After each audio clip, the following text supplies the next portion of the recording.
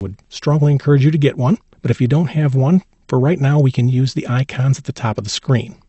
Let me left click on pan. This will give me the same hand icon, and I can pan my drawing by holding down my left mouse button and moving my mouse. Likewise, I can zoom by coming up and clicking on the zoom icon.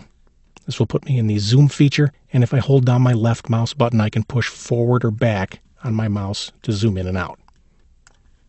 When I'm all done with the command, I can right-click to get out.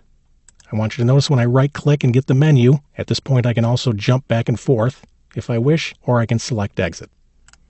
Let me back up just a little bit. I'd like to zoom in on the bedroom 2 area. Let's zoom in over here. In bedroom 2, I have a queen-size bed with a nightstand.